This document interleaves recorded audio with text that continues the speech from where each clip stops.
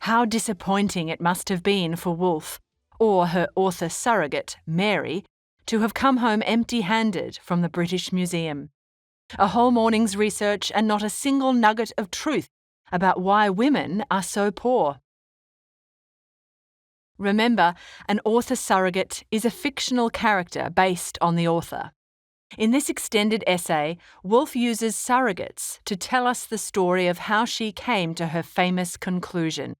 That is, if a woman wants to write fiction, she needs a steady income and a lockable room of her own. But to avoid confusion, we'll refer to Woolf as the narrator. So, back to the museum debacle. Maybe the narrator struck out because all the books she consulted were written by male experts. Women's voices seem to be absent from history. Hey team, just a reminder, if you like this video, please hit the subscribe button and ring the notification bell. It really helps the channel out, and our next upload could be on something taught in your next class. Thanks, and back to the video. Ah yes, history. We need historical facts about women's poverty, not dodgy opinions. Here, the narrator begins a self-guided tour of her personal library, starting with her history collection. What was life like for English women in the Elizabethan period? What stopped them from writing the way that Shakespeare wrote? For a start, wife-beating, daughter-bashing and arranged marriages were normal. An English girl was the property of her father until she married. After that, her husband was lord and master. Oh, and most women were illiterate, so no wonder they didn't write like Shakespeare. Here, the narrator invites us to engage in a thought experiment. Imagine William Shakespeare had a gifted sister named Judith. While William gets a solid education, enjoys his wild youth, and pursues his dreams in London, Judith stays at home. If she's caught reading, she's directed back to her chores. If she writes anything, she quickly destroys it. One night, Judith runs away to London to pursue her dream of acting on the stage, just like her brother. Everywhere she turns, men laugh in her face, until one of them takes pity on her. Alas, she falls pregnant to him. Eventually, this frustrated genius, imprisoned in her body and enraged with the world, kills herself. Judith Shakespeare is buried at Crossroads, and her name is soon forgotten. And that, our narrator believes, is why we don't hear about female literary geniuses in Shakespeare's time. That's not to say that exceptional women didn't exist, but it's likely they were too busy raising or supporting men.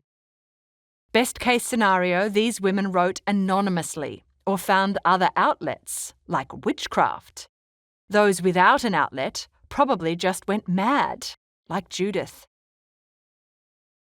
Fast forward to the 1800s, and many female writers still used male pseudonyms or pen names to avoid sexist nonsense.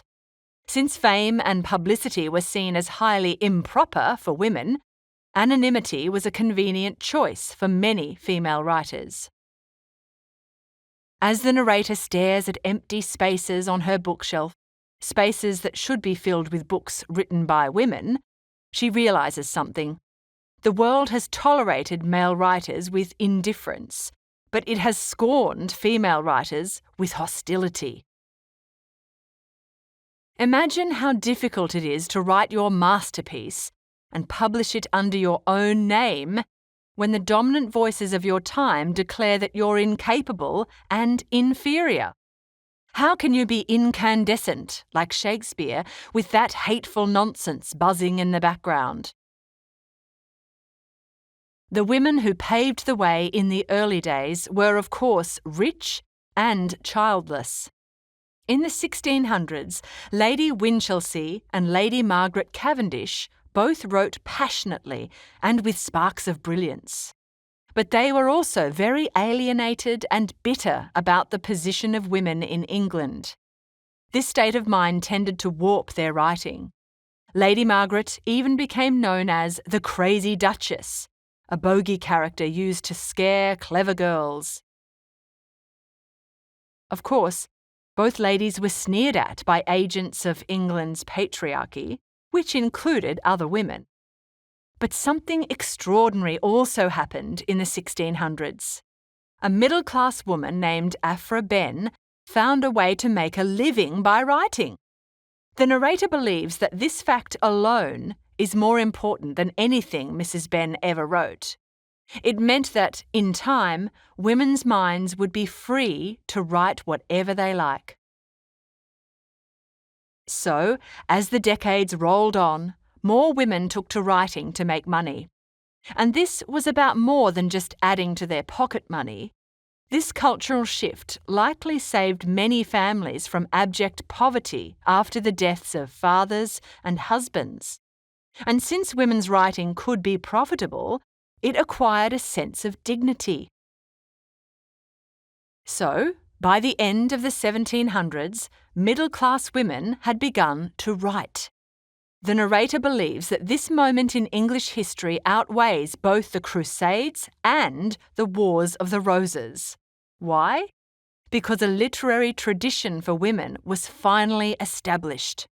This encouraged and enabled truly gifted writers like Jane Austen, the Bronte sisters, and George Eliot. Hooray!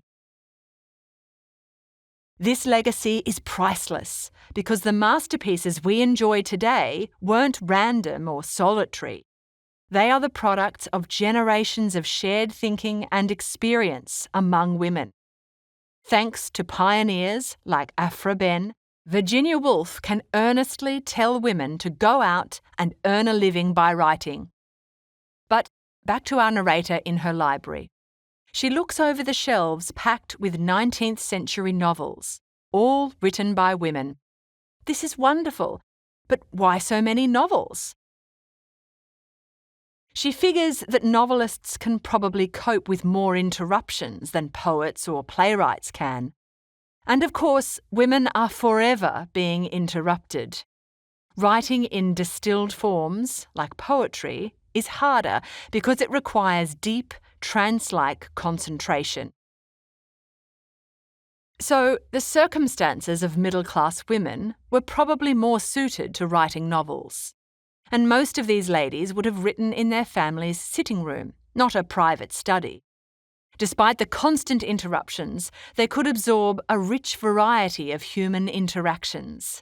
Thus, all the conversations, personalities, emotions, and relationships they observed provided good material for their novels. That's how Jane Austen wrote hers, and the quality of her work didn't suffer at all. Pride and Prejudice is evidence enough for that. In fact, Austen is one of the few early female novelists whose mind seems to have been miraculously free, like Shakespeare. She was incandescent. Austen's work doesn't seem tainted, as Charlotte Bronte's does, by hatred, fear, or bitterness. Here, the narrator reads an extract from Jane Eyre, where Bronte interjects with a rant about the position of women. Bronte's rage is justified, but her lack of subtlety about it in her novel is awkward.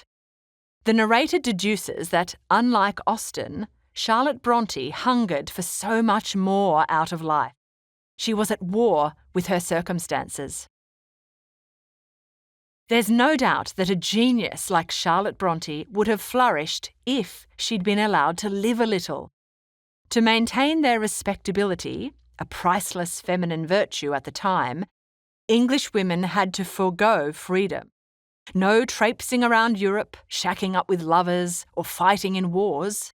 Women in the 1800s were barred from the bulk of life experience that nurtured men's imaginations. If Leo Tolstoy was confined to the domestic sphere, could he have written War and Peace? Not likely. But never mind War and Peace, novels in general are so darn complex. It's a miracle that any book stands the test of time. The ones that do hold together have something simple but magical in common: integrity. In other words, they convey some essential truth in a believable way, even though they're works of fiction. Readers are savvy at judging this. Our intuitions can gauge when a novel doesn't feel right. Of course, many novels fail this test, usually because the authors ran out of mental stamina. But what really damages the integrity of novels written by women? The narrator believes it's when the author has been distracted by external opinions and, tragically, altered her values. That's when it's no longer art for art's sake, and more like a lecture, protest, or apology. Then again, it takes a special kind of genius to stick to her guns, stay in her own centre of gravity, and ignore the loud, sexist critics. But Jane Austen and Emily Bronte did it. They wrote authentically and didn't budge. Take that, patriarchy. Fast forward 100 years, and female writers must still contend with loud, sexist opinions. Just like the Beatles who steer women off the lawns at Oxbridge, there are men who are still trying to gatekeep literature. But guess what? Literature isn't a patch of grass. You can't own literature. And they might be able to lock women out of university libraries, but you can't lock them out of their own minds. Here, Virginia Woolf makes a call to arms. Women must build up their literary tradition. Illustrious male authors like Dickens, Balzac, De Quincey and Thackeray are all highly entertaining. But female writers come undone when they try to emulate their strident male voices. Charlotte Bronte and George Eliot really slipped up there. The narrator firmly believes that women need to read the authentic tone and cadence of women's voices. That's why women must keep writing and strengthening their literary legacy. Novels have served female writers quite well thus far, but how else might women unlock the poetry inside them? Perhaps there are ways of writing that are yet to be invented, by women, for women.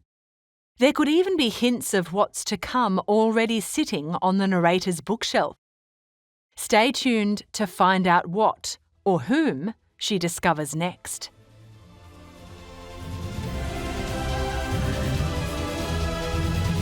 We hope you enjoyed this Schooling Online production. For more easy lessons, check out our other videos.